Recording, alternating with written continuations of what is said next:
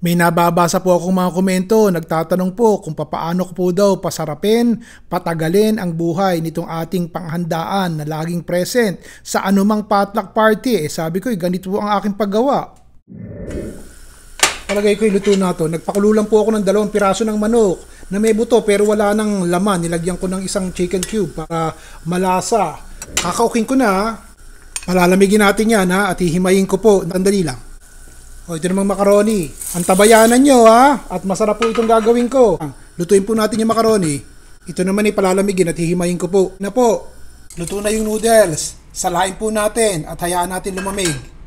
Konting sibuyas lang at mahirap pong maglagay ng maraming sibuyas at yung iba mahirap ang panunaw Kayo na po bahala sa dami ng mayonnaise, sweet pickle relish, sibuyas na mura, konting paminta, asin, isang maliit na kahon na pasas. Kung may budget, lagyan po ng hamon. O kaya maling, pinya sa lata, talaga pong piniga ko ang sabaw nito. Gusto ni Manang marami daw pinya. O sige, damihan po natin, mas maraming pinya sa lata ang nilagay ko. Kasi pag hindi nyo po piniga ng maigi, baka po mapanis, magtutubig-tubig. O yung 2 pirasong manok. Kung may pang budget, keso. Ginayat na keso. Haluin po natin yan. Ilalagay ko na po sa malaking malukong at nang makita nyo ng maayos. Isalin po natin. Tsaka po natin ilagay yung ating macaroni. Kung gusto nyo pong maglagay, dagdagan nyo pa ng mayonnaise, bahala na po kayo. Kung gusto nyo maglagay ng melted butter, damihan ng keso, bahala po kayo. Parang kulang ng mayonnaise. Nilagyan ko pa po. Maraming mayonnaise na lagay ko dyan, para creamy. Haluin po natin. Nako, kay sarap. Masarap to kapag malamig.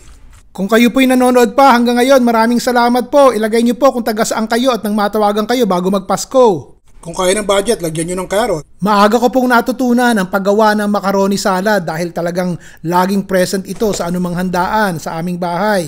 Kaya narito po ang alam kong paggawa ng masarap na macaroni salad.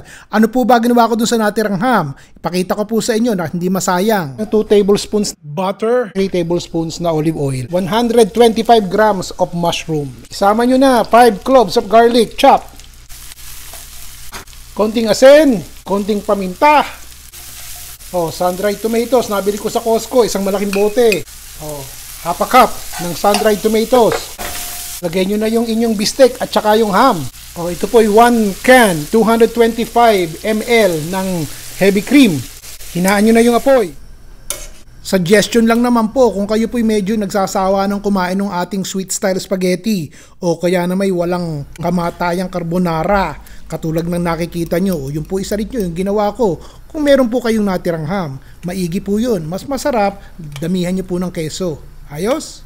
Mag-comment po kayo, dinis sa baba't binabasa ko. Ayos, Ron Villar po.